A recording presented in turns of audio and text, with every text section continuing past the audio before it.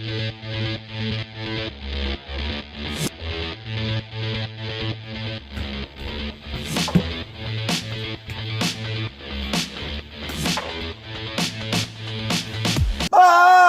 We need rice!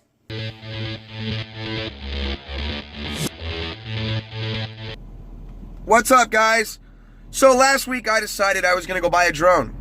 So I did some research, decided I wanted to get the DJI Spark, and went on the hunt on the classified ads to try and find one. I searched OfferUp, Letgo, Facebook Marketplace, Craigslist, Backpage, all these different areas trying to find a drone. Well, I found one for $200. I guess some guy was hurting for money, he wanted to get rid of it, so I took it off his hands. Now, the DJI Spark, for some of you that don't know, does not come with a controller. It just comes with the ability to fly it with your phone, kind of marketed as a selfie drone. Well, I decided I was going to buy the Spark for $200, and then later on down the road, I'd buy more batteries and, buy the controller so I could get a better range. So I took it home, charged it, started playing with it, got a couple little cool clips, made one or two little dumb videos, and I was just loving this drone for 72 hours before I decided to make the horrible mistake, which kind of led to my drone taking a crash into the pool. So the drone crashes, zooms off, falls into the pool, and sinks. And it spent about a minute underwater before I could get it out. I pulled the battery out, stuck it in a tub of rice, and it's been sitting for 3 days.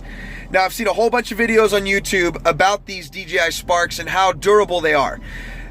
In the 72 hours before I crashed it, I hit a couple things. I hit a tree, I hit a wall. It had fallen a couple times, and I didn't have any damage. I had a little crack on one of the propellers, but it wasn't anything serious, so it kept going. So what we're going to do in today's video is we are going to together pull the drone out of the rice, shake it off, clean it, wipe it down, and hopefully it will fly. Also, I have named my drone Petrie. I named it Petrie because of the Land Before Time with the little pterodactyl. It was kind of small and sporadic and would crash a lot. Yeah, that's my drone. So let's go ahead and resurrect Petrie. Also, real quick, before a bunch of people start freaking out, I am not driving. I'm actually sitting on the side of the road waiting for these guys over here to finish what they're doing so I can do what I need to do. So once again, not driving, sitting. Say again, please. Houston, we have a problem.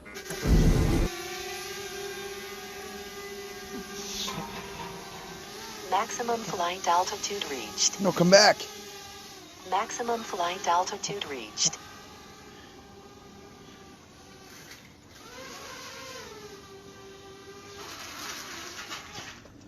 No, it's in the pool. No. I flied? No, you followed. All right, so a very important lesson that I had to learn the hard way was when the drone takes off, it pinpoints a home location on the GPS. And then your limits are set around that location. Without the controller, this distance from the home to the exterior is about 300 feet. If you go outside that 300 feet, you're going to start losing GPS signal, Wi-Fi signal, and your drone is just kind of start doing its own thing. My problem was that home had not been determined.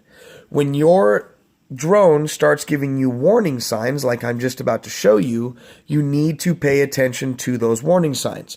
Because if your Spark cannot determine where its home is, then it really has no idea where it's going. All right, here's what went wrong. I decided to fly the drone in the house. When I turned it on and took off in the house, it immediately started giving me warning signs. It says GPS signal weak, cannot locate home, fly with caution. So, me being a pro pilot, decided to fly with caution, which ended up with me crashing into a chair. So I decided, there's no chairs outside, let's go outside. So I went outside, it was dark like you could see in the video, and I put the drone down, but I hadn't turned it off and turned it back on. So my drone still hadn't realized where home was. It was still in this make-believe land of where it thought home was. So it took off, zoomed to the left a little bit, and then immediately started saying max height altitude reached. And I'm like, I'm 5 feet off the ground. What's going on with this thing? And I still ignored all the warning signs. They started popping up on my screen left and right. I'm going to show you guys a little clip of my flight record. And you'll see these warnings pop up in a row.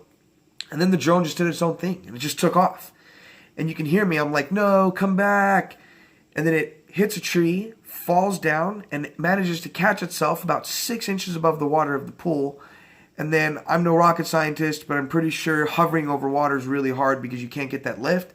And that's kind of where it just collapsed and sunk.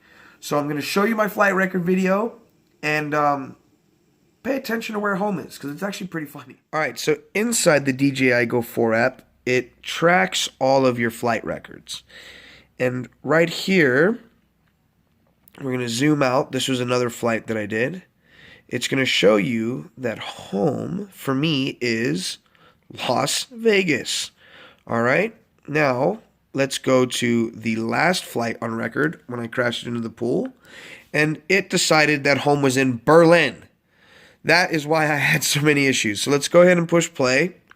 And you're instantly going to start seeing these warning signs taken off. Taken off. Weak GPS. Max flight altitude reached. Weak GPS. Keeps going. It's recording all this weird data up here that is completely wrong. Maximum flight altitude reached, and that is pretty much the end of it. So according to this, my drone crash landed in that river right there, which is actually the pool in my backyard. So now that we're outside, let's go ahead, take her out of the rice, and see if we can get her to work.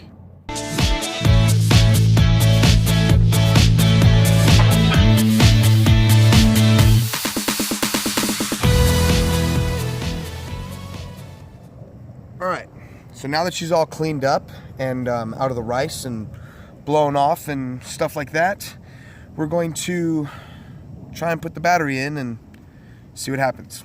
Here goes. And 1, 2. 1, 2. 1, 2. 1, 2. Okay, so I have no idea what that means. It's blinking, but I'm getting nothing from the drone. So maybe the battery's dead. I've never seen that before, and I have no idea what it is. So I'm going to go inside, plug it in, leave it there for an hour or two, and hopefully we get some life out of it. If not, then I think I'll have to buy a new drone. So let's go take her inside and put her on the charger. Alright, so after a while, it still won't turn on. It's just blinking with 2 lights.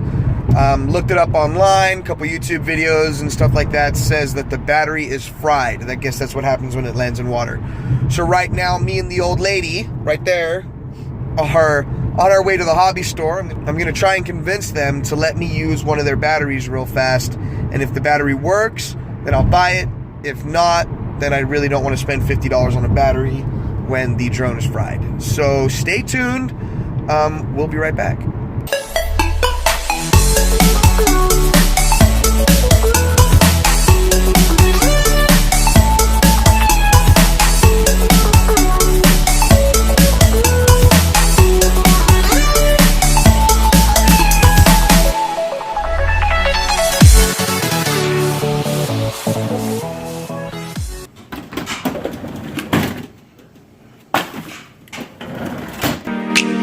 It's been a long day without you